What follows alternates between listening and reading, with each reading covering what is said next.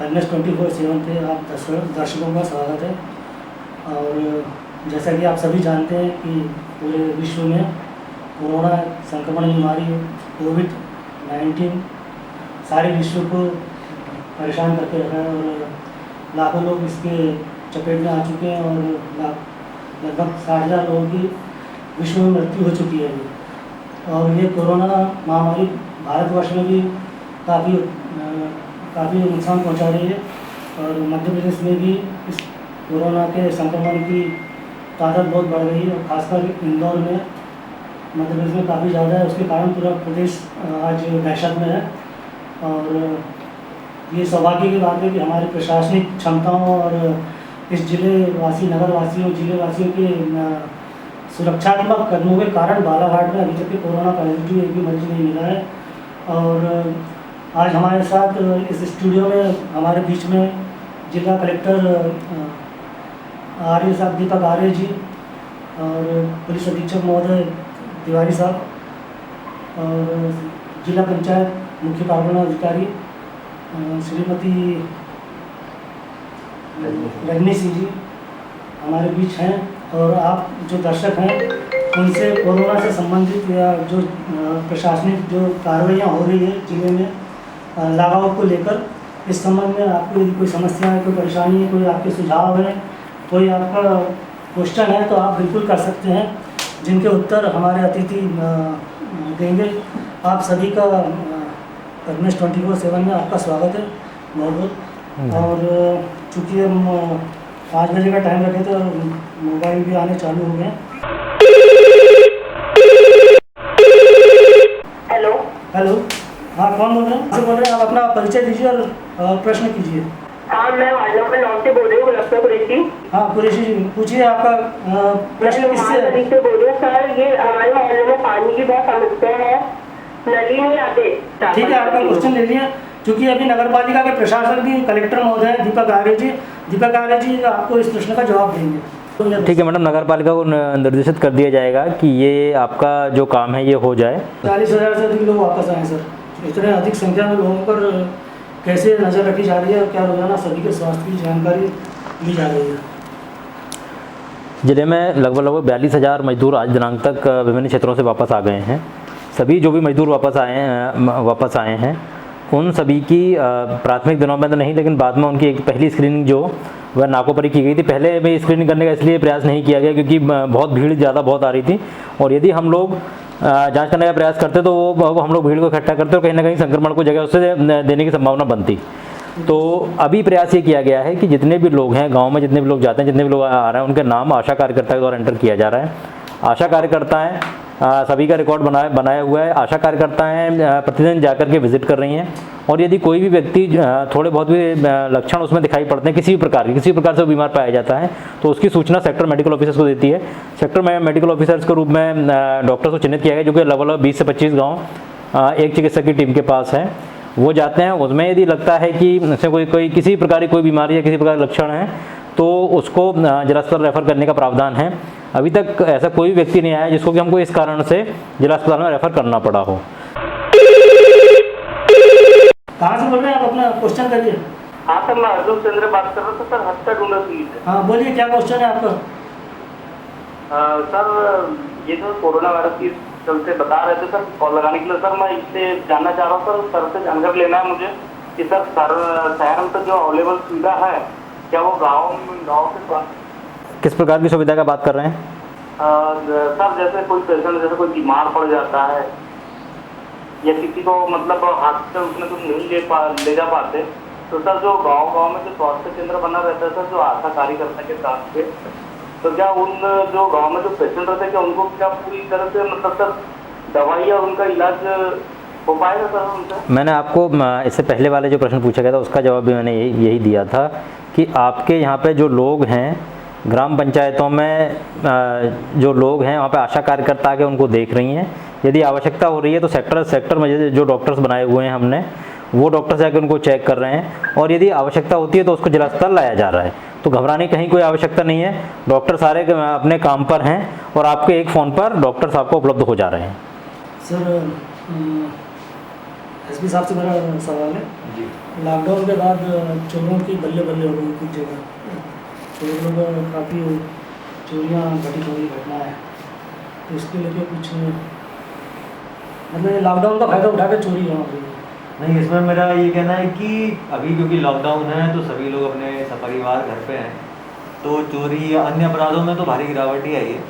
साथ में सभी से ये अपील करना चाहता हूँ कि जो लोग घर में हैं तो कृपया घर में एक दो जगह से जो आप जिस घटना को संकेत दे रहे हैं उसमें अपने सतर्क रहने की बहुत आवश्यकता है। यदि अपन घर में हैं और किस तरह की कोई चीज़ आती है सामने तो उसको तत्काल आप पुलिस को फ़ोन करें, 100 नंबर पर फ़ोन करें। नाम बताइए और क्वेश्चन करिए। हाँ जी, मैं धारवाड़ से रवि अग्रवाल बोल रहा था। बोलिए अग्रवाल जी। बात यह है सर, मेरा एक निवेदन था कि जो छोटे मजदूर भाई लोहार, पेंटर, मोटरसाइकिल, साइकिल सुधारने वाले, फल बेचने वाले, हलवाई, होटल में काम करने वाले, पेटर्स के पास काम करने वाले बहुत छोटे मजदूर हैं, इनके लिए शासन और प्रशासन की कौन सी योजना आई है? अग्रवाल जी, मेरा आपसे पहले ये सवाल है कि आपको बीमारी से बचना ज़्यादा आवश्यक है या अन्य चीज़ें ज़्यादा आवश्यक हैं? कि हम तो अपने में सर, हम घर से बाहर नहीं, ठीक है, तो मैं आपको यही बताना चाह रहा हूँ कि शासन ने यदि कुछ सोचा है तो उनके लिए भी सोचा है। तो ये सबसे पहली आवश्यकता है कि सभी लोग अपने घर में रहें। जी बिल्कुल, वो तो है, ठीक है। तो बाहर ही अब उनके जो व्यवस्था है, उनको भोजन की व्यवस्था शासन के द्वारा की जा रही है। जो अनाज जो उपलब्ध करवाया गया है, अनाज जो जिनको बीपीएल और जो जिनको पहले अनाज मिलता था उनको 3 महीने का अनाज मिल रहा है। जो अन्य लोग हैं जिनको अनाज नहीं मिल पा रहा था, उन लोगों को अनाज की व्यवस्था शासन के द्वारा की जा रही है। जो लोग पात्र श्रेणी में नहीं आते हैं उनको भी अनाज की उपलब्ध शासन के द्वारा किया जा रहा है। उसके बाद जो लोग भवन सन्निर्माण कर्मकार मंडल के जो पात्र हितग्राही थे उनको शासन के द्वारा सहायता उनको दी गई है। जो पेंशन योजना के अंदर जो पात्र हितग्राही थे उनको शासन के द्वारा राशि 2 महीने की पेंशन उनको प्रदान की गई है। और इसके अलावा हमारे शहर के, जिले के जो समाज सेवी हैं उन्होंने आगे हाथ बढ़ा करके प्रयास किया है और किसी को भी भूखा नहीं सोने दिया जा रहा है। सबको खाने का व्यवस्था लोगों के द्वारा की जा रही है। जी जी, अग्रवाल जी, आपको जवाब मिल गया? ठीक हो गया सर, हाँ, ठीक, ठीक। थैंक यू सर मैं बोल रहा था, जैसे आप बोल रहे हैं कि लोग व्यवस्था कर सकते हैं, तो ऐसी ही व्यवस्था में भरवेली का मैंने पढ़ा था थाना प्रभारी का आदेश कि आपको यदि सेवा करना है तो आप जिला मुख्यालय में जाकर कीजिए। नोटिस दिया गया था भरवेली थाना प्रभारी द्वारा। जो उद्देश्य सिर्फ इतना सा है कि भीड़ इकट्ठी ना हो। और यदि हम लोग कोई बांटने जाता है तो वहाँ क्या होता है कि वो जनरली सोशल डिस्टेंसिंग के नॉर्म्स का वो पालन नहीं किया जाता है। लोग आकर के इकट्ठे हो जाते हैं और वहाँ वितरण प्रारंभ हो जाता है, लाइन लग जाती है, भीड़ इकट्ठी हो जाती है, 5 लोग ले देने चले जाते हैं। बस यही एकमात्र उद्देश्य है जिससे कि हम लोग ये प्रयास कर रहे हैं कि आप लोगों को जो दान करना है, जो देना है, वो जिले में खाद्य बैंक बनाई गई है।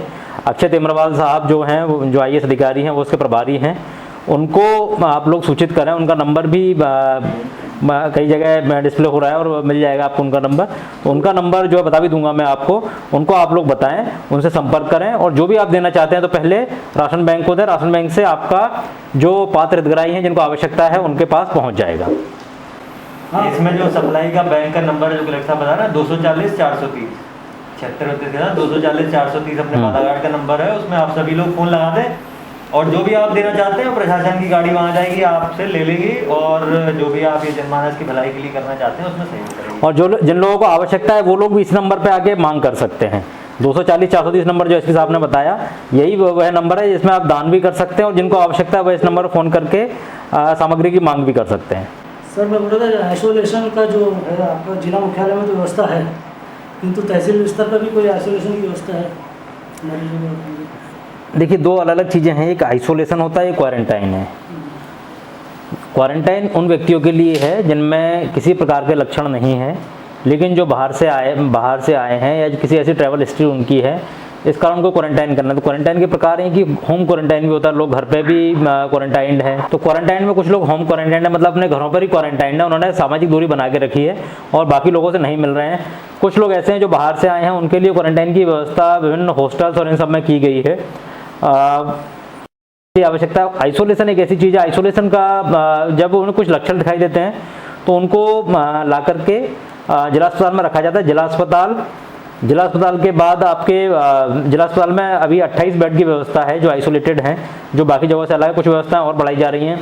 उसके अलावा 30 बेड की आइसोलेशन की व्यवस्था हम लोगों ने जैन अस्पताल में, और 30 बेड आइसोलेशन की व्यवस्था आरोग्यम हॉस्पिटल में की हुई है। इस प्रकार से कुल 88 बेड की व्यवस्था आइसोलेशन के लिए अभी जिला बालाघाट में है। तहसील स्तर पर नहीं है ना? तहसील स्तर पे आइसोलेशन की आवश्यकता नहीं, तहसील स्तर पे क्वारंटाइन की आवश्यकता है, तो क्वारंटाइन हर तहसील में उपलब्ध है। आइसोलेशन यदि किसी आवश्यकता आती है, जैसे कुछ सस्पेक्टेड केसेस होते हैं, उनको आइसोलेशन में रखा जाएगा, उनकी व्यवस्था अपने पास अभी यहाँ पर है। और यदि ऐसा कभी एपिडेमिक बहुत ज़्यादा होता है तो जो क्वारंटाइन वार्ड है उनको आइसोलेशन में कन्वर्ट कर दिया जाएगा। सर बाहर जो अपने जिले के बहुत से छात्र पढ़ रहे थे और कहीं जो वापस आए हैं नागपुर, हैदराबाद और इंदौर या और कहीं से भी, तो उनने क्या पूरा मतलब जितने भी आए हैं उनकी सबकी तस्दीक हो चुकी है? मैंने जैसा आपको पहले ही बताया कि सबसे पहले अनुरोध सभी से ये किया गया है कि सभी आकर के अपने घरों में क्वारंटाइन रहें, और लोग अच्छी बात है कि अधिकतर लोग इसका पालन कर रहे हैं। दूसरा, जो ग्रामीण क्षेत्रों में हैं उनको आशा कार्यकर्ता फॉलोअप में हैं, और जिनकी जो लोगों की सूचना हमारे पास आई हुई है सब हम लोगों से चर्चा कर रहे हैं और उनको क्वारंटाइन में रखा हुआ है। कौन बोल रहे हैं आप? नाम बताइए, क्वेश्चन करिए। पिपवाड़ीगंज में एक रेस्टोरेंट जो अपने घर में सप्लाई करता है, होम डिलीवरी करता है, वो क्या चालू हो सकता है इस समय भी? नहीं हो सकता है। कौन सा रेस्टोरेंट है, आप नाम बताइए, हम कार्रवाई कराते हैं। बताएं। एक शुभम ट्रेडर्स के बाजू में चॉकलेट स्टोर का एक गोदाम है, वो घर घर अभी होम डिलीवरी करता है, जिससे बहुत सारे व्हाट्सएप ग्रुपों में मैसेजेस करता है। अच्छा। और होम डिलीवरी के लिए अपना नंबर प्रोवाइड करता है। यदि आपको ऐसा कोई व्हाट्सएप मैसेज आया हो ना, तो वो आप मुझे मेरे नंबर पर व्हाट्सएप कर दिए। मैं नंबर बताता हूँ, लिखिए, है ना, 7049। वो हम कराते हैं ना कार्रवाई, आपने सूचना दे दी, हम कार्रवाई कराते हैं। प्रोवाइड कर रहा है कि हम इस लॉकडाउन के समय में आपको प्रोवाइड करेंगे। हाँ बिल्कुल, उसको बंद कराते हैं। आपने अच्छा ये जानकारी दे दी, हम लोग कार्रवाई कराते हैं। सर जो विदेशों से भी आए थे बालाघाट में, विदेशों से जो लोग आए थे उसकी 139 लोगों की सूची अभी तक राज्य शासन से मिल चुकी है। वो है सारे के सारे लोग या तो बालाघाट में तो होम क्वारंटाइन है, सभी का 14 दिन का जो पीरियड होता है वो पूर्ण हो चुका है। ज़्यादातर लोग 28 दिन का पीरियड पूर्ण हो चुका है। सभी सुरक्षित हैं, सभी अपने घरों पर हैं। ऐसी किसी प्रकार की समस्या जिले में नहीं है। मैडम से एक सवाल था कि जो पेंशन योजना है, दूरस्थ गांव में जो लोग रहते हैं उनको कैसे मिलेगा, उनका पेंशन की व्यवस्था के लिए उनका पेमेंट किस तरह से भुगतान होगा? अभी 2-3 दिन पहले ही शासन की तरफ से पेंशन योजना जो 2 माह की एडवांस पेंशन है सबके खातों में डाली गई है। मनरेगा के जो भी पेंडिंग पेमेंट्स थे वो खाते में डाले गए हैं, और हमारे यहाँ जो बैगा महिला मुखिया की एक राशि 1000 रुपये की थी वो भी खाते में डाली गई है। तो क्योंकि हमारे ज़िले में ये संख्या ज़्यादा थी तो हम लोगों ने अभी सबसे पहले जो इंडियन पोस्टल बैंक है, जो पोस्ट ऑफिस है जो बैंक में कन्वर्ट हो गया है, उनके पोस्टमैन्स लगभग 8-10 गांव पे एक पोस्टमैन उनका है, और उनके माध्यम से हम लोगों ने घर मतलब हर गांव के लिए एक रोस्टर बनाया है, जिसमें पोस्टमैन हर दिन उनका अलॉट है कि इस दिन इस गांव में जाएगा और उस दिन वो गांव में घर घर घूमकर पोस्ट वितरण करेगा। ये कार्य कल से शुरू हो चुका है, घर घर तक पहुँच जाएगा, घर घर जाके शुरू कर चुका है। दूसरा, बैंकिंग करेस्पॉन्डेंट्स भी अपना काम कर रहे हैं, तो वो लोग भी जाकर के पेंशन उनसे प्राप्त की जा सकती है। नाम बताइए, क्वेश्चन करिए। न्यू ITI रोड से GR घोड़ेश्वर बोल रहा था। बताइए। मेरा एक सवाल था कि ऐसे सभी उम्र के कोरोना के अलावा दूसरी बीमारियों के मरीज जो डॉक्टर के परामर्श अनुसार घर में ही चिकित्सा ले रहे हैं, यदि उनकी हालत गंभीर हो जाए और उन्हें तुरंत इलाज की जरूरत हो, तब उन्हें लॉकडाउन की स्थिति में क्या करना चाहिए सर? उनको 108 पे 108 जो हमारा नंबर है उस पर फ़ोन करना चाहिए। तुरंत एम्बुलेंस आके आपको अटेंड करेगी। दूसरा, हमारा जो हेल्पलाइन नंबर है उस पर आप लोग फ़ोन कर सकते हैं, 20240102, उस पर फ़ोन कर सकते हैं। और उसके अलावा 104 जो नंबर कोविड का है उसके ऊपर भी आप फ़ोन कर सकते हैं। जैसी सूचना मिलेगी उस पर तुरंत कार्रवाई की जाएगी। नमस्कार, थैंक यू। नाम बताइए, क्वेश्चन करिए। मैं बालाघाट से योगेंद्र नेता बात कर रहा था, वार्ड नंबर 2 बटेरा चौधरी से। मैं कलेक्टर साहब से बात करना चाह रहा था। बताइए। सर जी मेरी ये समस्या के हिसाब से अभी कोरोना के संक्रमण के खिलाफ आप लोग ने बहुत अच्छी मुहिम चलाई हुई है, लेकिन सर मेरे वार्ड में, मेरे गली में अभी तक से आपका कोई भी कर्मचारी नहीं आया था। यहाँ ना कोई दवा छिड़का हुई है, ना कुछ हुआ, ना कुछ पाउडर वाउडर। यहाँ तक कि पूरे साथ नालियाँ तक से बदबदा रही है यहाँ पर। अच्छा, कौन सा वार्ड बताया आपने? ऐसा फटेगा चौकी, वार्ड नंबर 2 आरा मिल के पीछे।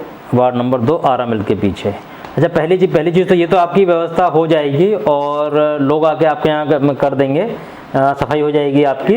आपका अपॉइंट मैंने नोट कर लिया है।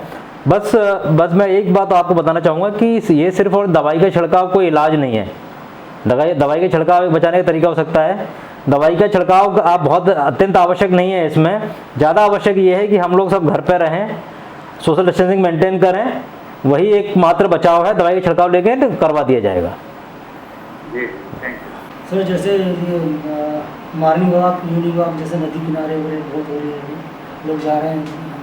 जैसे दुर्घटना भी हो गई, 2 छात्र उसी चक्कर में निधन हो गया उनका, 7 लोग गए थे वो। नहीं, ये मॉर्निंग वॉक, इवनिंग वॉक जो है वैसे तो मेरी सूचना में नहीं है, लेकिन यदि आप बता रहे हैं तो मैं मान लेता हूँ। मेरा इसमें अनुरोध आप सभी से ये रहेगा कि स्वास्थ्य के लिए आवश्यक है आप लोग वॉक करें, लेकिन अभी ज़्यादा आवश्यक है कि आप लोग घर पर रहें। तो जो लोग भी वॉक करने जा रहे हैं उनसे मेरा विशेष अनुरोध है, कृपया ना जाएं। ये आप वॉलंटरीली कर लें, वरना हम लोग फिर फोर्स को यूज़ करके और ये सब की चीज़ हमें करनी पड़ी तो वो थोड़ा अच्छा नहीं लगेगा। इसलिए मेरा अनुरोध आप सभी से ये है कि आप लोग घर में रहें। सूचनाएं मेरे पास बहुत ज़्यादा नहीं है, लोग जागरूक हैं, लोग अपने आप ही घर पर रुक रहे हैं और लोग लॉकडाउन का पालन बालाघाट शहर में, बालाघाट ज़िले में काफ़ी हद तक कर रहे हैं। पुलिस कर्मी भी जो सर ड्यूटी है जो लगा रहे हैं, तो उसमें आप इंटरचेंज करते होंगे, कुछ टाइम फिक्स होगा, उनको रिलीफ मिलता होगा 8-8 घंटे। हाँ, रोटेशन में ड्यूटी लगी हुई है, शिफ्ट चेंज होती रहती है। तो बाहर से भी कुछ अभी वर्तमान में बालाघाट पूरे ज़िले में पर्याप्त पुलिस फोर्स है। बालाघाट शहर में और मुख्यालय जो अपना ज़िला है, इसके अलावा बारा सिवनी, लालबर्रा और लांजी, बैहर सभी क्षेत्रों में थाना पुलिस ही है जो अपना ड्यूटी कर रही है।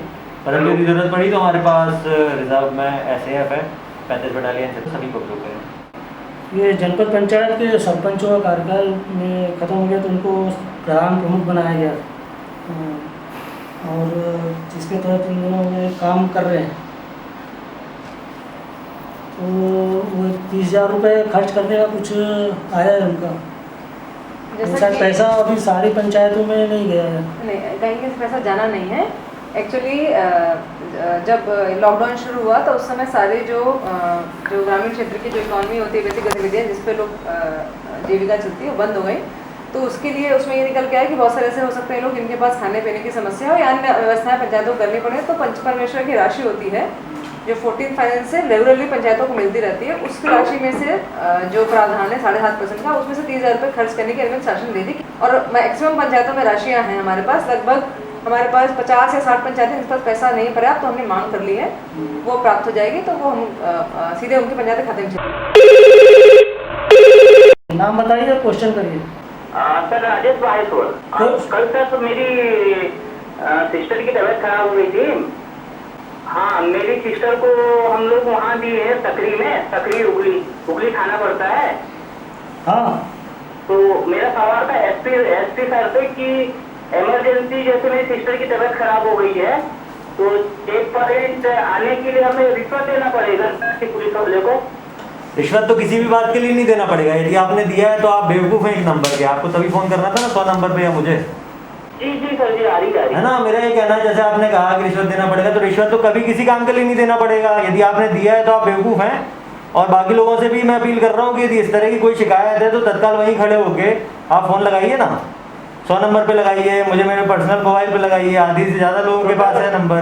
उस समय तो सर पेशेंट सीरियस था सर, वही मृत्यु हो जाती सर, इतना देर लिए सर हम लोगों से पैसा लेने में। नहीं तो आप वीडियोग्राफी कर लीजिए, हर किसी के पास पर्याप्त मोबाइल है ना। इस तरह के ये आरोप या इस तरह की बातें करना तो सही नहीं है।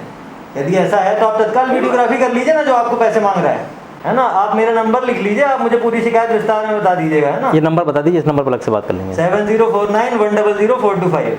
जी सर जी। है ना, आप बता दीजिए जो भी है शिकायत विस्तार से। सर, लॉकडाउन के बाद जिले की 5600 महिलाओं को पोषण आहार की राशि का वितरण उनके खाते में किया गया है। दूरस्थ गांव में रहने वाली बेघर महिलाएं बैंकों तक कैसे पहुंचे और कैसे पैसे निकालें, यह बड़ी समस्या है। कोई वैकल्पिक व्यवस्था? ये मैडम ने बताया अभी इसका जवाब। अभी मैंने बताया आपको वही कि हमने नहीं, जैसे कई लोग बैंक में नहीं पहुंच पाते। मैं आपको ये बता रही हूँ कि बैंक पोस्ट ऑफिस वाले आपको मेरी बात सुन लें। बैंक में पहुंचना, अगर लोग पहुंच सकते हैं उसमें कोई समस्या नहीं, हमेशा पहुंचते हैं। लेकिन जो दूरस्थ गांव है उसमें सामान्य रूप से भी हर बैंक के जो बैंकिंग कॉरेस्पॉन्डेंट्स होते हैं, जो BCs होते हैं, वो लगाए हुए हैं और वो जाके गाँव में बांटते हैं। सामान्य स्थिति में भी अभी भी, क्योंकि अभी बैंक में आएंगे तो भीड़ होगी और बहुत सारी समस्या होंगी, और लॉकडाउन है इसलिए हमने ये व्यवस्था की है कि सारे BCs जो बैंकों के ऑलरेडी हैं, जो बैंकों ने एम्प्लॉय किए हुए हैं, और साथ में हमारे पोस्ट ऑफिस के जो पोस्टमैन हैं उनको भी साथ में लगाया हुआ है, जिससे कि जितनी भी राशि जो अभी आई है लोगों को, जो पिछले 1 महीने में शायद कैश की समस्या हुई और राशि बहुत नहीं समय से नहीं आई होगी, तो हमने 1 हफ्ते का पूरा शेड्यूल बनाया अपना 15 दिन का। उसमें सारे पूरे जिले में हर गांव में लगभग राशि वितरण हो जाए, ये शेड्यूल है कि 15 दिन में सारे जिले में वितरण हो जाएगी। हर गांव का शेड्यूल बनाया हुआ है और वो जारी कर दिया, और वो 2 तारीख से 3 तारीख चालू भी हो चुका है। मैंने बताया जैसे आपको कि लगभग हमारे 100 गाँव में वितरण भी हो गया। ये एक पूर्णतः नई व्यवस्था है जिसमें इंडियन पोस्ट पेमेंट बैंक हैं, इन्होंने शुरू किया। ये किसी भी बैंक का खाता आपका है वो बस आधार इनेबल्ड होना चाहिए, मतलब आधार से जुड़ा होना चाहिए। तो यदि आपका आधार है तो वो बैंक किसी भी बैंक के खाते का पेमेंट वहाँ पे कर रही है। इस आधार पे किसी भी बैंक का यदि खाता है तो राशि उनको घर पे ही मिल जा रही है। और बाकी BC जो बैंकिंग कॉरेस्पॉन्डेंट पुरानी व्यवस्था थी वो चली रही है। बैंक भी खुली हुई हैं, बस आवागमन का साधन का समस्या है क्योंकि पब्लिक ट्रांसपोर्ट नहीं है। तो सभी से अनुरोध भी हमारे ये कि घर पर रहें। इंडियन पोस्ट पेमेंट बैंक से लोग आएंगे और आपको घर पे आकर के राशि प्रदान करेंगे। कोरोना की जो जनता को उसका पालन करना चाहिए प्रॉपर। अभी सबसे पहले तो सभी से ये अनुरोध है कि जो लॉकडाउन है या जो सोशल डिस्टेंसिंग का है उसका सभी लोग पालन करें। नाम बताइए, क्वेश्चन करिए। अभी जो सरपंच बोल रहे हूँ, आज क्वेश्चन ये कि कुछ गरीबों के कार्ड में जो है राशन नहीं मिल पा रहा है। सरपंच साहब, आपने अपने सवाल का जवाब खुद ही दे दिया वैसे तो, कि जिनका कार्ड में नाम है, जो पात्र हितग्राही हैं, उनको सामान मिलना था, उनको राशन मिल चुका है या कुछ दिनों में मिल जाएगा। कुछ जगह पर गेहूं न आने के कारण से राशन की उपलब्धि अगले 2-3 दिन में 100% राशन का वितरण 3 माह का, मार्च, अप्रैल और मई का हो जाएगा। दूसरा, वो ऐसे लोग जिनके जो पात्र नहीं है लेकिन जिनको आवश्यकता है, उनको भी राशन जो है वो प्रदाय किया जा रहा है। जो गरीब लोग हैं जिनको राशन की आवश्यकता है, जो उनकी सूची बनाई गई है सचिवों के द्वारा, सरपंचों के द्वारा, और उनको राशन प्रदाय किया जा रहा है। हम लोग जो व्यवस्था के बारे में बता रहे थे तो सभी लोग बहुत मदद भी कर रहे हैं इसमें। बालाघाट पूरे ज़िले के जो नागरिक हैं काफ़ी सफलता के कारण, वो सहयोग के कारण ही सफलता मिल पा रही है। तो काफ़ी लोग जो सहयोग कर रहे हैं 95-99% लोग कर रहे हैं। लेकिन जैसा आपने खुद भी सवाल उठाए, कुछ लोग कि मुझे नहीं होगा या मैं अकेला आदमी हूँ, घूमाता हूँ, मॉर्निंग वॉक कर लेता हूँ, इस तरह के जो इक्का दुक्का केसेस हैं उनसे भी मेरी अपील है कि वो इस तरह अपनी सुरक्षा, अपने परिवार की सुरक्षा और पूरे बालाघाट की सुरक्षा को खतरे में न डालें। कृपया ये जो 21 दिन का लॉकडाउन पीरियड है उसमें से 8-10 दिन हो गए हैं और बाकी के दिनों का भी अनुशासन के साथ पालन करें, जिसके कारण ही हम लोग इससे बच सकेंगे। क्योंकि यदि इस तरह का, जैसा आपने एग्जाम्पल दी, एक दुखद घटना हुई, परंतु अभी मेरा कहना है कि जब वो घटना के लिए बच्चे बाहर निकल रहे थे तो हमको परिवार में रोकना है। सबसे पहला अभी जो यूनिट है, जो हमारा एक इकाई है, परिवार है, जिसको एक दूसरे पर कंट्रोल करके, एक दूसरे को समझाइश देके, एक दूसरे को प्रोत्साहित करके इस मुश्किल घड़ी में हम सभी को अनुशासन का पालन करते हुए बाहर आना है। तो सबसे इम्पॉर्टेंट चीज़ तो यही है कि सोशल डिस्टेंसिंग है, जिसके कारण बचा जा सकता है।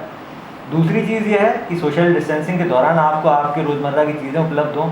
तो सब्जी बालाघाट शहर में, अन्य सेंटर्स में भी ये कोशिश की गई है कि सब्जी ठेले के माध्यम से आपके घर तक पहुँचे। सभी वार्ड्स में एक हम लोगों ने सर्वे करा लिया है। सभी जो राशन विक्रेता हैं, हर वार्ड में, ऐसा कोई वार्ड नहीं है जहाँ पे 100 मीटर, 200 मीटर, 300 मीटर की दूरी पे ना हो। तो हम लोग राशन जो है होम डिलीवरी वाला सिस्टम अप्लाई किया हुआ है, वरना आप पैदल जाके भी जिसको लेना है तो अपनी रोज़मर्रा की चीज़ें आपके आसपास ही उपलब्ध है।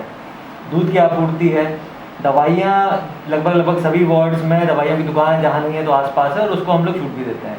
कलेक्टर साहब ने भी बताया कोई मेडिकल इमरजेंसी है, आप में से ही किसी ने पूछा था, तो 108 जो हमारा एम्बुलेंस नंबर है उसको लगाइए, 100 जो पुलिस का डायल 100 है उसको लगाइए, 240 102 नंबर बालाघाट का है जो कोविड इमरजेंसी के लिए उसको लगाइए। सभी लोग, बहुत सारे एवेन्यूज़ हैं जो आपकी मदद के लिए। साथ ही जो बहुत ही ज़रूरतमंद है, आप रोड पर आएंगे, यदि आपकी किसी की तबीयत ख़राब है तो पुलिस वाला ही मदद करेगा, लेकिन उसमें हमको अपना ये देखना चाहिए कि हमारी जो ज़रूरत है क्या हम उसे घर में कुछ कमी, कुछ थोड़ा सा अपने आप में अनुशासन का पालन करके इस लॉकडाउन में मदद कर सकते हैं या नहीं। और बहुत सारे लोग कर रहे हैं मदद, इसी कारण से हम लोग सफल भी हो रहे हैं। पिछले 8-10 दिनों में अभी तक भगवान की कृपा है, आप सभी लोगों का सहयोग है, अनुशासन है कि कोई भी पॉजिटिव केस नहीं आया है। और बहुत ही अच्छे तरीके से पूरा जो चिकित्सा विभाग है इसमें मेहनत कर रहा है। लगभग 35,000 40,000 लोग बाहर से जो आए हैं वो अपने गाँव में होम आइसोलेशन का ज़्यादातर लोग पालन कर रहे हैं। आशा कार्यकर्ता बहुत अच्छा काम कर रही हैं, रोज़ जाके उनकी स्क्रीनिंग कर रही हैं। तो इस सभी तरीक़ों से ये चीज़ अच्छे से मुहैया कराई जा रही है। नाम बताइए, क्वेश्चन करिए। सर नरेंद्र विकी ग्राम बिहारी सर। सर अभी तो छिंदवाड़ा में जिस व्यक्ति की डेथ हुई है सर, क्या वो कोरोना पॉजिटिव है सर? हाँ, छिंदवाड़ा में ऐसा पता चला है कि कोरोना पॉजिटिव व्यक्ति पाए गए हैं। नाम बताइए, क्वेश्चन करिए। हाँ सर जी नमस्ते। हाँ नमस्ते। सर मैं ग्राम कायदी से आशा मक्सरे बोल रही हूँ। सर शहरों में तो सैनिटाइजर का छिड़काव हो रहा, मास्क बट रहा है, लेकिन ग्रामीणों में तो कुछ भी नहीं हो रहा। तो क्या ग्रामीणों के लिए कोई ऐसा नहीं है? ग्रामीणों के लिए भी हमारा पूरी व्यवस्था है। सबसे बड़ा जो हमारे पास शक्ति है, हथियार, वो ये है कि सब अपने अपने घरों पे रहें। दूसरा रहा मास्क का, तो मास्क और सैनिटाइज़र कोई ऐसी वस्तु नहीं है जिसकी हमारे पास उपलब्धता ना हो। मास्क का मतलब है कि आप अपने रुमाल को भी अपना मुंह और नाक ढक लें तो वो मास्क का काम करेगा, या फिर आपके पास जो हाथ नहाने की साबुन है या कपड़ा धोने की साबुन, उससे भी अपना हाथ धो लेंगे तो सैनिटाइज़र के जैसा काम करता है। तो सभी के घरों में वो उपलब्ध है और उसका उपयोग करके आप अपना और अपने परिवार का बचाव करें। आप सबसे बड़ी बात ये है आशा जी कि आप अपने घर से ना निकलें तो आपको ना तो मास्क की आवश्यकता है, मास्क की तो आवश्यकता बिल्कुल ही नहीं पड़ेगी, बस हाथ धोने के लिए आवश्यकता पड़ेगी तो हाथ धो आप साबुन से धोते रहें, वो भी कोरोना से बचाव के लिए नहीं, अन्य बीमारियों से बचाव के लिए। ठीक है। रही बात छिड़काव की, तो छिड़काव की व्यवस्था की जा रही है, लेकिन छिड़काव कोई ऐसा कुछ भी नहीं कि छिड़काव के बाद कोरोना बिल्कुल खत्म हो जाएगा। अगर ऐसा होता तो बाकी देश छिड़काव करके खत्म कर चुके होते। तो अपने को वो कराया जाएगा, लेकिन सबसे अच्छा उपाय जो है वो एकमात्र उपाय, अपने घर में रहिए, बीमारी बिल्कुल आपके घर नहीं आएगी। आपको उसे बाहर लेने जाना पड़ेगा तो आप बाहर लेने जाएंगे नहीं तो बीमारी आपके साथ आएगी नहीं। ठीक है। नाम बताइए, क्वेश्चन करिए। सर मेरा सवाल कलेक्टर साहब से है। हाँ बताइए।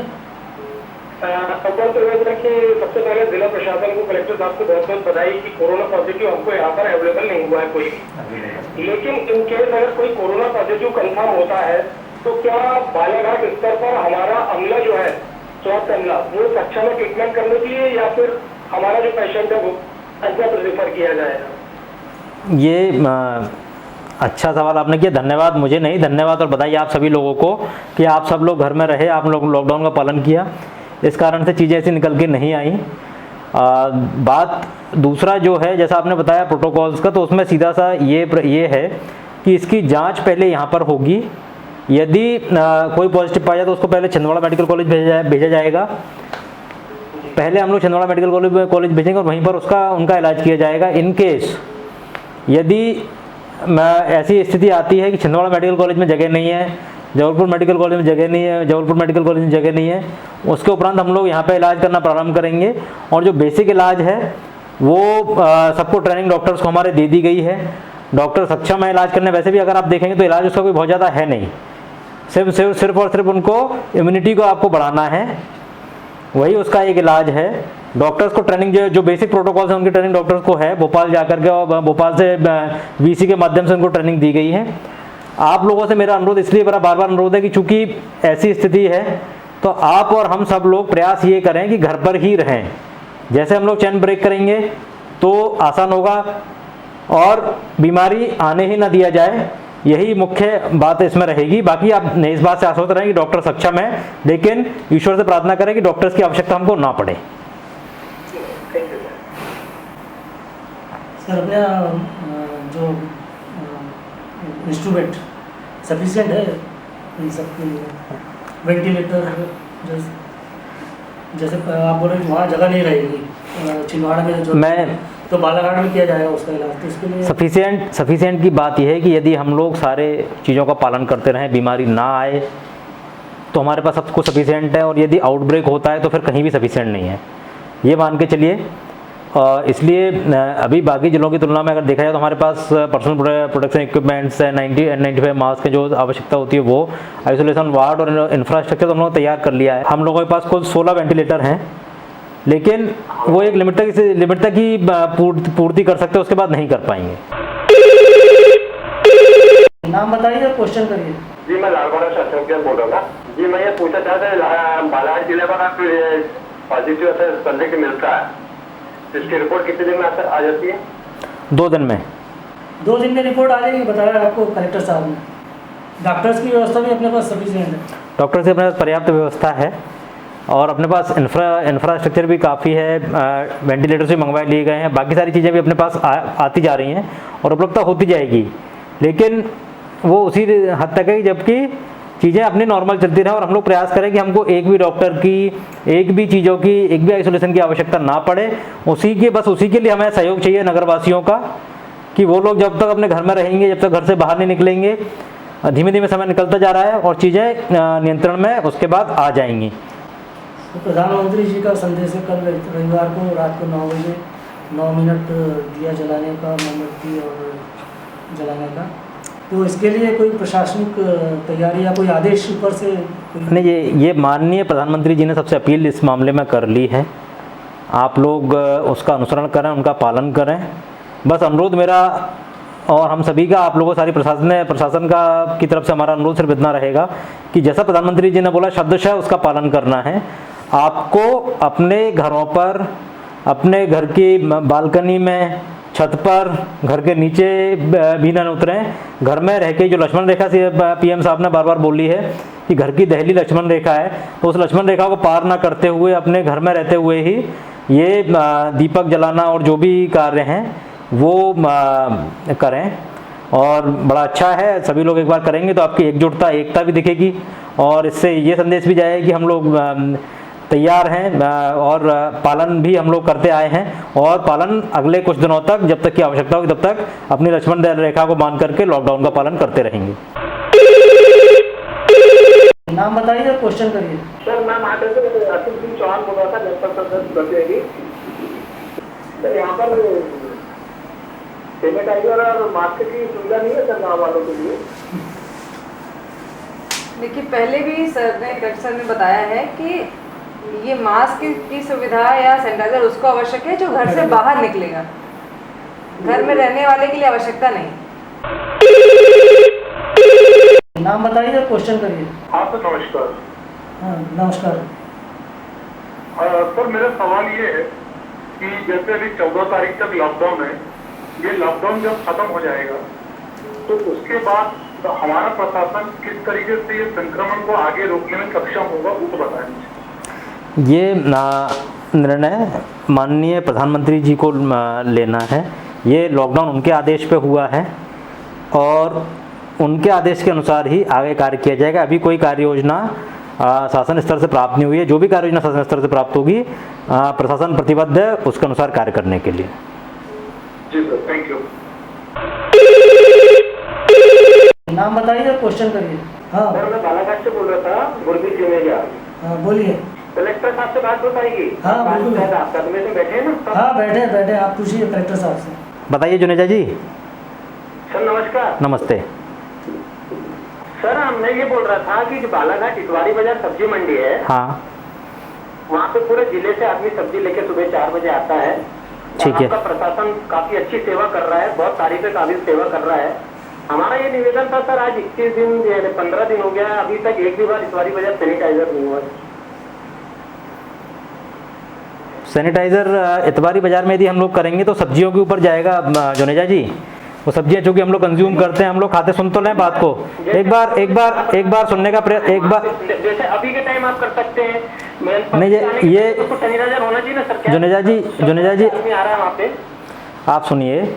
ये जो है व्यवस्था ये है कि वो हार्मफुल केमिकल्स हैं, वो इस बात की बिल्कुल गारंटी नहीं देते हैं कि अगर आपने सैनिटाइज कर दिया तो आपको संक्रमण नहीं होगा, लेकिन यदि हम लोगों ने केमिकल किया और केमिकल सब्जियों में लोगों के साथ चला गया तो जरूर हानिकारक होगा, इसलिए वहाँ पर नहीं किया जाएगा। लेकिन हाँ ये है कि उसको धुलवाने की और इसकी व्यवस्था हम लोग करवा देते हैं। दूसरी बात एक सर और बोल रहा था, जो सरकार प्रशासन हिंदुस्तान में इंडिया में पूरा बोला है कि जेल से कैदियों को छोड़ा जा रहा है, हाँ तो सर उस पर बालाघाट से कुछ कैदियों को छोड़े हैं क्या सर? ये छोड़े हैं, ये आपको मतलब ये आपको मुझे नंबर देने की आवश्यकता नहीं है, जो नियमानुसार जिनको छोड़ना है उनको छोड़ा गया है। और सर जो 60 साल से ऊपर जो असहाय लोग हैं सर, उनके लिए कुछ प्रशासन कुछ कर रहा है सर? ये आप देखिए, प्रशासन के तौर पर शासन ने उनके लिए जो उनकी वृद्धावस्था पेंशन वो सब हैं, वो सब उपलब्ध करा दी हैं। बाकी जो लोग 60 साल से ऊपर हैं, 60 साल से नीचे हैं, सबके लिए प्रशासन को बस यही सुनिश्चित करना है कि वो लोग घर में रहें अपने। हमारा आपसे निवेदन है कि आप हमारी बात प्रशासन तक पहुंचाएं, ऊपर तक मंत्री, मुख्यमंत्री जी, धन्यवाद जी तक पहुंचाएं। बिल्कुल पहुंचाई जाएगी। जेल में अगर 60 साल के कैदियों को अगर छोड़ दिया जाएगा तो जेल में ऑटोमेटिक दबाव खत्म हो जाएगा। जो अभी कैदियों को छोड़ो, इनकी कोई गारंटी नहीं कि ये तुरंत में आ जाएंगे वापस। अच्छा सुझाव है फिर आपका। आप लोगों को परेशान होना पड़ेगा, इनके लिए वारंट जारी करना पड़ेगा, पुलिस को भेजना पड़ेगा, ढूंढ के लाना पड़ेगा। अच्छा सुझाव है आपका। अभी जुनेजा जी, पूरे हिंदुस्तान में काफी जेल की परेशानी। जुनेजा जी, इस समय जो है ना बड़ी समस्या अपने सामने है, वो है कोरोना। ये सारी समस्या बाद में सब में हल कर ली जाएंगी, कैसे करना है वो सब कर लिया जाएगा। पहले आप बाकी सर 60 साल के व्यक्तियों को तो कोरोना जल्दी पकड़ रहा है, ये तो हमारा प्रयास है कि 60 साल के जो चलिए, अच्छा सुझाव है आपका, धन्यवाद, इसको भेज दिया जाएगा। सर बाहर के मजदूर कुछ फंसे हुए होंगे बालाघाट में? बालाघाट में ऐसी संख्या बहुत कम है जो कि बाहर के जिलों के मजदूर हैं। जो भी लोग हैं वो अच्छी नौकरियों वाले हैं और सैलरीड क्लास है, तो अपना कार्य करें। कुछ लोगों की रिपोर्ट हमारे पास है, जो लोग बाहर से आए हुए थे, मजदूर नहीं हैं, अन्य प्रकार के लोग हैं, तो उनको खाने की व्यवस्था नगर पालिका के द्वारा की जा रही है और ऐसी कोई भी शिकायत अभी नहीं है कि किसी को परेशान होना पड़ रहा है खाने के लिए या रुकने के लिए। बाहर बालाघाट के लोग होंगे? बाहर बालाघाट के लोगों का सर्वे करवाया गया है। विभिन्न राज्यों की सरकार हैं, उनको सुविधा उपलब्ध करवा रही हैं। जिस ठेकेदार के साथ वो गए हुए हैं, यहाँ पे वो जिस कंपनी में काम कर रहे हैं, उन सभी कंपनियों को निर्देशित किया गया है कि वो उनको भोजन, रहने की व्यवस्था, बेसिक मेडिसिन की सुविधाएं वहाँ पर उपलब्ध करवाएं, और ये करवाया जा रहा है। जब भी हमारे पास ऐसी कोई सूचना आती है, हम लोग भी अपने स्तर पर प्रयास करके उनके लिए वहाँ व्यवस्थाएं करवाते हैं। नाम बताइए, क्वेश्चन करिए। हाँ जी, मैं सतान कमाए बोल रहा हूँ, नागपुर से पूर्व सरपंच। हाँ जी, बाहर से आने वाले जो लोग हैं, बाहर से जो आ रहे हैं, नागपुर, रायपुर, इंदौर, मैं ग्राम नागपुर से बोल रहा हूँ सर। तो इन लोगों की बिना जांच सुने गांव में प्रवेश किया इन लोगों ने, ना तो इनको सरपंचों ने कुछ कहा, ना तो सचिव ने, ना तो कोई यहाँ पर कर्मचारी इनको कुछ जांच के लिए बोल रहा है, जिससे ये बाकी ग्राम के लोगों को भी संक्रमित कर रहा है। एक बात है, दूसरी बात नखरे जी एक एक करके पहले को सैनिटाइज किया जाना चाहिए था, ये लोग ये भी नहीं काम कर रहे हैं। हाँ, अच्छा सवाल है आपका, तो समझा रहे हैं। इसमें जवाब देता हूँ। जो पहला आपका सवाल है ना, तो जितने भी जहाँ से ये लोग आ रहे हैं, ज़्यादातर स्थल जो अपने हैं जहाँ पे नाके लगे हुए हैं, तो वहाँ पे स्वास्थ्य विभाग का भी अमला है जो उनकी स्क्रीनिंग करता है और उन पर कोई लक्षण नहीं पाए जाते तभी आगे भेजता है। दूसरा कि जब ये लोग गाँव पे आ जाते हैं तो उनको सरपंच को, सचिव को, किसी को रोकना नहीं है ना, वो सब अपने अपने घर जाएंगे, क्योंकि वरना उससे संक्रमण फैलने का ही खतरा है। इनको ये निर्देश है कि वो अपने अपने घर जाके वहीं रहें और आशा कार्यकर्ता अगले दिन या उसके अगले दिन आके उनको चेक करेगी और आगामी 14 दिन तक लगातार उनकी तबीयत का ध्यान रखेगी। नागपुर जी, ये कर्मचारी अधिकारी की बात नहीं, ये गांव को अपना ध्यान स्वयं भी रखना पड़ेगा। कर्मचारी अधिकारी तो जा ही रहे हैं, लेकिन वो हमेशा तैनात नहीं रह सकते हैं, तो आपको गांव में सभी को ये सुनिश्चित करना पड़ेगा कि उन लोगों को आप निर्देशित करें कि वो लोग अपने घर पर ही रहें। इसमें नागपुर जी बहुत कई गांव जो है, सुनो नहीं कर रहे हैं। कई गांव में तो हम लोग आज भी लगातार रोज जाते हैं सुबह फर्स्ट हाफ में गांव में, तो कई गांव तो बहुत अच्छा कर रहे हैं कि वो स्वयं आदमी अपने घर से नहीं निकलता देखने की बाहर कौन कौन आ गया है, तो उसको तो संक्रमण हो ही नहीं सकता है ना। तो इसी तरह से हम लोग स्वयं अपने अपने घरों में रहेंगे तो पूरे गाँव को संक्रमण से बचाया जा सकता है। और जो बाहर से लोग आ रहे हैं उसको तो हम लोग चेक करा ही रहे हैं स्वास्थ्य विभाग की टीम से, उसके बारे में आप निश्चिंत रहें, उसमें करा रहे हैं। कोई भी संदिग्ध उसमें पाया जाता है तो उस पर उसका इलाज भी करा रहे हैं। ठीक है सर, देखिए अब हमने तो अपनी शिकायत जो हमको दिख रहा है यहाँ पर, क्योंकि इनको सर्दी भी है, कुछ लोगों को खांसी भी है, अभी कुछ लोग डॉक्टर के यहाँ भी आए थे, गाँव के डॉक्टरों से भी जाँच करवाते रहते, तो इन सब चीजों को मैंने देखते हुए आपको शिकायत किया सर। मैं दिखवाता भी हूँ, ठीक है ना, ओके। नाम बताइए और क्वेश्चन करिए। जैसे पटना बात कर रहा था ग्राम ढूटी से सर, जैसे अन्य राज्यों से कुछ लोग आए हैं ग्रामीण अंचलों में और वो उन्हें होम आइसोलेट में रहने की सलाह दी गई है, मगर फिर भी वो गाँव में घूमते नजर आ रहे हैं, उनके लिए कैसा क्या है? पहला तो अनुरोध, जैसे पहले प्रश्न में हम लोगों ने बताया है, एसपी साहब ने आपको बताया कि सबसे पहले तो आप अपने घर पर रहें। आप अपने घर पर रहेंगे तो दिखेंगे नहीं, तो कम से कम ये सुनिश्चित हो जाएगा कि आपको बीमारी नहीं होगी। यदि बाकी लोग भी अपने घर में रहेंगे तो घूमेंगे किसके साथ? ठीक है, बाकी गांव वालों को यह समझाइश देना है अपने को कि उनको घर से बाहर ना घूमें, लेकिन पहले सुनिश्चित ये करना है कि हम लोग घर से बाहर ना घूमें। ठीक है, जब तक आप घर पर रहेंगे, जब तक आप अपने घर के अंदर है, तब तक आपसे उनकी मुलाकात नहीं होगी। तो सभी लोगों को ये है कि सभी लोग अपने घर पर रहें, सिर्फ वही नहीं, सभी लोग अपने घर पर रहें। नाम बताइए और क्वेश्चन करिए।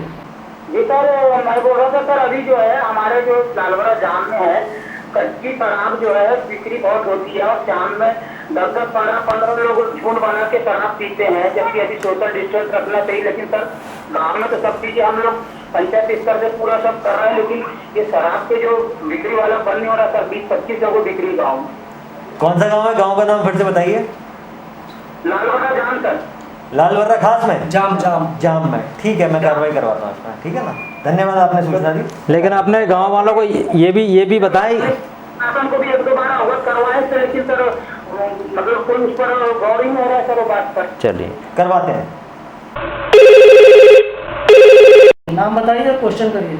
हाँ रानी सर, जनपद पंचायत लालबरा के अंतर्गत आने वाली ग्राम पंचायत रानी कुनार सरपंच विनोद ठाकरे बोल रहा हूँ। हमारे यहाँ पे परिवार जो अलग अलग हुए सभी को राशन नहीं मिला और दैनिक स्थिति में वो चावल की व्यवस्था की तकलीफ बन रही है उनके साथ। सरपंच साहब जी, यदि आपको सूचना मिली हो तो हम लोगों ने सबके नाम से एक सूची बनवाई थी और सभी से नाम मांगे गए थे कि जिनको आवश्यकता हो उनके नाम लिख के दे दें। उनको चावल दिया जाएगा 1 माह के लिए, 5 किलो प्रति व्यक्ति प्रति परिवार के हिसाब से, है ना। मैं कह रहा हूँ कि ये सूची एक मंगवाई गई थी गांव से आपके। हाँ सर, उसमें 2 लोगों के नाम हमने दिए थे जिनकी पास में स्थिति में कोई व्यवस्था नहीं। तो आपने 2 लोगों के नाम क्यों दिए थे? ज़्यादा लोगों के नाम क्यों नहीं दिए थे? तो ये आपका सरपंच साहब, ये आपका सवाल जो है ना, आप चल सकते हैं, उसके बाद में व्यवस्था नहीं है। तो किसने बोला आपसे कि व्यवस्था नहीं है? आपसे जब बोला गया है कि आप सबके नाम दीजिए, ठीक है ना, जो जिन लोगों को आवश्यकता है, ईमानदारी से जिनको आवश्यकता है उनके नाम दीजिए, क्योंकि अपने पास समय लिमिटेड संसाधन है। ठीक है, तो आपका ये सवाल, आपका सरपंच साहब, ये आपका ये सवाल ना वास्तविक की जगह ज्यादा फिक्सी से ज्यादा लग रहा है, प्रश्न सोचने वाला सवाल ज्यादा लग रहा है मुझे आपका ये। ठीक है ना, तो आपको जब आप लोगों से हमने सूची मांगी है कि आप लोग सूची दीजिए, आप लोग बताइए कि कितने लोग हैं आपके गाँव में, तो आपने क्यों नाम नहीं दिया उस समय? यदि ऐसा है, आपको लगता है कि लोग हैं जिनको आवश्यकता है, तो उनका नाम दीजिए, उनको मिलेगा। ठीक है, सभी को राशन मिलेगा। सर, जिले में जो लॉकडाउन की जो व्यवस्था है, आप उससे संतुष्ट हैं सर? जिस तरह से जनता सहयोग कर रही है, नहीं कर रही है? मेरी संतुष्टि से बहुत फ़र्क नहीं पड़ता है। आवश्यक ये है कि संतुष्टि जनता को होनी चाहिए। जो लोग हैं हमारे शहरों के, ग्रामों के, वो लोग स्वयं इस बात को सुनिश्चित करें, वो उनको खुद को लगना चाहिए कि वो लॉकडाउन का पालन कर रहे हैं कि नहीं कर रहे हैं।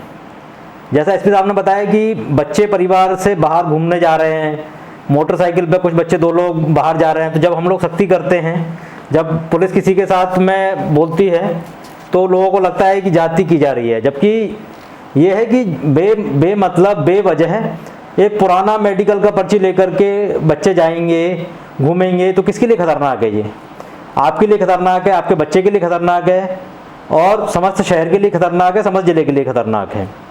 हम लोग अपने स्तर पर सारे प्रयास कर रहे हैं, सख्ती भी की जा रही है, सारी चीज़ें की जा रही हैं, लेकिन स्व अनुशासन इसमें सबसे महत्वपूर्ण है कि खुद ही सेल्फ डिसिप्लिन में आप लोग रहें, बच्चों को अपने सेल्फ डिसिप्लिन में रखें। कोई भी बच्चा जिद करके घर से बाहर ना जाने पाए।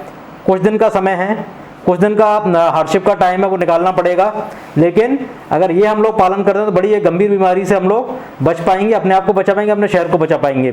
कई बार ऐसा होता है कि आवश्यकता की चीज़ें ना भी हो हमारे पास, तो कुछ दिनों में हम लोग कम करके भी काम चला सकते हैं। यदि सब्जी, वैसे तो हम लोगों ने सारी व्यवस्था करी है, यदि किसी दिन ना आ पाए किसी कारण से, तो हमको इससे परेशान ना हो, प्रयास करें कि हम लोग कुछ दिन किसी कम चीज़ों में काम चला लें। हमारे पास व्यवस्था होती है कि हमें सब्जी नहीं है तो हम दाल खा लेंगे, 2 दिन हम लोग फल नहीं खाएंगे तो चलेगा। लेकिन जो हम जिसके साथ हम लड़ाई कर रहे हैं या जिससे हम बचाव का प्रयास कर रहे हैं वो ऐसा है कि जो हमें दिख नहीं रहा है। तो ये आप सभी को सुनिश्चित करना है कि आप सब घरों में रहें, लॉकडाउन का पालन करें। जैसा कि हम लोग हमेशा लिखते हैं कि ये कर्फ्यू नहीं है, ये केयर फॉर यू है, मतलब ये आपकी सुरक्षा के लिए। ऐसा कोई कर्फ्यू नहीं है कि आपको नहीं निकलने देना है घर से। तो मैं पुनः अपील करता हूँ समस्त जिले वासियों से, समस्त बालाघाट नगर वासियों से कि अपने लिए, अपने परिवार के लिए, शहर के लिए, ज़िले के लिए, देश के लिए आप अपने घरों पर ही रहें और प्रयास करें कि अन्य जो आपके पड़ोसी हैं उनको भी समझाएं, दूरभाष पर चर्चा करें, वीडियो कॉल्स करें। जो डीडी न्यूज़ पे आजकल, जो दूरदर्शन पे आजकल वापस रामायण और ये सब आ रहा है, उन सबको देखें। हम प्रयास कर रहे हैं कि होम डिलीवरी में आपको सारी चीज़ें उपलब्ध करवाई जाएं, करवाई भी जा रही हैं। यदि कुछ नहीं आता है तब भी आप लोग कृपया घर से बाहर ना निकलें। यही एकमात्र तरीका है। सीओ मैडम, किसानों के लिए कुछ जैसे उनके खेतों में काम के लिए मजदूर लेबर आते हैं, कुछ उनकी व्यवस्था ये कुछ है? अभी जैसा कि हमारे यहाँ गेहूं की कटाई का सीजन है, तो उसमें भी शासन की तरफ से निर्देश है कि किसी प्रकार की कटाई में कोई प्रतिबंध नहीं है। बस इशू इतना सही है कि जो सोशल डिस्टेंसिंग है, दूरी है, वो बरकरार रखें हम लोग। लेबर जा सकते हैं, हाँ, 2, 4, 6 की संख्या में। वैसे भी हमारे यहाँ अधिकतर क्षेत्र में, ग्रामीण क्षेत्र में लोग खुद ही अपने घरों में काम करते हैं, अपनी फसल कटाई करते हैं। हार्वेस्टर की भी अनुमति दे दी गई है, जो बाहर से आएंगे उसके माध्यम से जो कटाई होनी है उसकी भी अनुमति दे दी गई है। तो जो भी किसानों की फसल है उसके संबंध में कोई ऐसा इशू नहीं है, वो उनको जो काटना है या जो भी कार्रवाई करनी है वो कर सकते हैं। एसपी साहब, आप कुछ कहना चाहेंगे? कलेक्टर साहब और मैडम ने काफ़ी पॉइंट पूरे बता ही दिए हैं। उसमें बस पुनः मैं यही अपील कर रहा हूँ कि मैं बोल रहा था कि जैसे शहर में चौक में तो पुलिस की जो व्यवस्था रहती है उसके कारण चौक में तो लोग नहीं देखते, और गलियों में काफ़ी भीड़ें नज़र आती है शहर की। मतलब लोग आसपास के घरों से निकल जाते हैं, लोग 10-20 लोगों की भीड़ लगी रहती है, तो उधर कुछ ध्यान देने की जरूरत है। नहीं, उसमें ध्यान देने की ज़रूरत यही है कि हर किसी घर के सामने बिल्कुल पुलिस नहीं लगाई जाएगी। यदि इसमें तो सभी पूरे लोगों से, बालाघाट की जो जनता है, आम नागरिक है, सभी से अपील है कि आपके घर से ही तो लोग निकल रहे हैं। यदि निकल रहे हैं तो यदि आपका बच्चा निकल रहा है या कोई निकल रहे हैं तो उनको आप रोकिए, क्योंकि जैसा कलेक्टर साहब ने भी कहा कि कोई लॉ एंड ऑर्डर वाला कर्फ्यू नहीं है कि सबको डंडा फटकार के या डांट के या फोर्स करके अंदर भेजा जाए। ये एक हेल्थ केयर सिस्टम वाला जो है, हम आपकी केयर के लिए ही आपको अंदर रहने के लिए अपील कर रहे हैं। और आपको यदि परिवार यूनिट से ही अंदर रख लेंगे हम लोग तो कोई बाहर नहीं निकलेगा और इस तरह का संक्रमण का खतरा नहीं रहेगा। जैसे गाँव से भी कुछ लोग बोल रहे हैं कि बाहर आ रहा है तो वो पूरे गाँव में घूम रहा है, लेकिन उसको देखने के लिए आप बाहर क्यों आ रहे हो? यदि बाकी जो जिम्मेदार लोग हैं वो घर पर रहेंगे तो वो कोई बाहर नहीं आएगा और सभी लोग अंदर रहेंगे। मुख्य चौराहों पर और उस तरह से इसलिए लगाई गई है पुलिस की जिसमें कि इस तरह का जो यदि कोई उल्लंघन करता है तो उन पर कार्रवाई भी की जा सके और एक इस ऑर्डर को, लॉकडाउन को सफल बनाया जा सके। लेकिन गलियों में तो आप ही पुलिस हैं, ये पुलिस आपके समाज के अंदर से ही आई है और अपने घर के लिए तो आप स्वयं ही एसपी भी हैं, कलेक्टर भी हैं, सब कुछ हैं आप। तो कृपया करके अपने परिवार की जिम्मेदारी स्वयं लें, किसी को भी ना निकलने दें। और यदि आप अपने परिवार की जिम्मेदारी ले लेंगे तो बाकी पुलिस और प्रशासन का काम तो 90% अपने आप ही हो जाएगा। जिन जिलों में पॉजिटिव पाए गए मरीज तो वहाँ का प्रशासन तो परेशान होगा, किंतु मैं समझता हूँ आप लोग भी, जिले वासियों के साथ साथ आप लोग भी सौभाग्यशाली कि बालाघाट में कोई ऐसा पेशेंट नहीं है, तो इससे भी आप लोगों को काफ़ी राहत एक तरह से महसूस होती होगी। मैं इसमें ये कहना चाहूँगा कि ये जो है कोई अभी हम लोगों के लिए एटलीस्ट खुश होने की बात नहीं है, बल्कि ज़्यादा चिंता का विषय है। वो इसलिए क्योंकि जैसे हम लोग सोचते जा रहे हैं कि हमारे कोई पॉजिटिव पेशेंट नहीं है, तो मैं देख रहा हूँ कि हम लोग थोड़े से ज़्यादा लिबरल हमारी जनता होती है, लग रहा है कि हमारे कुछ भी नहीं है, लापरवाह होती जा रही। लापरवाह ज़्यादा अच्छा शब्द है उसके लिए। तो मेरा सभी से अनुरोध है कि लापरवाह ना हो। जितना जो गलती बाकी जगह हुई है कि लोग बाहर निकलते रहे और संक्रमण बढ़ता रहा, वो गलती कृपया हम लोग ना करें। हर स्थिति में हमेशा अपने घर के अंदर ही रहें। बार बार भाई अपील की जा रही है कि घर के अंदर ही रहना। इस बात को बिल्कुल भी आप मान के मत चलिए कि अभी तक हमारे ज़िले में, शहर में कोई केस नहीं है तो केस आ नहीं सकता है।